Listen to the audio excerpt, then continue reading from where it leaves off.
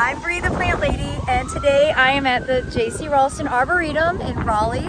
It's exceptionally windy, but I wanted to give a quick check-in on our cottage garden display, and I have to say I'm really happy. I'm super relieved to see that things are growing as well as they are.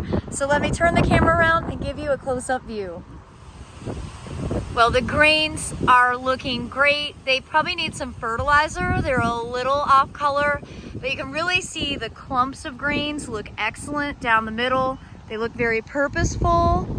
Obviously the daikon radish is already blooming, and that gives a nice looking display. And then there's lots of poppies. They're still small. I'm gonna go ahead and tell them to put some fertilizer out just to help speed up the process of getting these bulked up. Now, I was originally gonna put in some buckwheat, but I decided against it because they are going to end up tearing this out because it's part of the trial garden, as you can see, and they'll be planting the trial plants. And so there's no point in adding more seed at this stage. I'm really pleased though overall to see that even some of the mustard is starting to bloom already.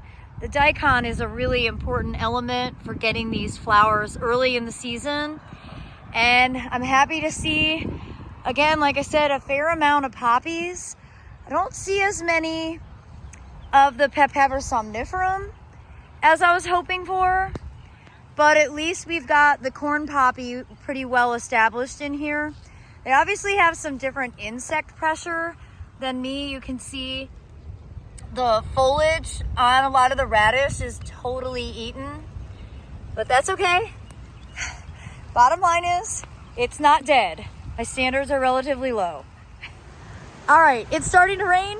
I'm gonna trot back to my car, but I hope that this update video will give you some inspiration, and I look forward to coming back to see all those poppies in bloom. Thanks so much for watching, everybody. Happy gardening.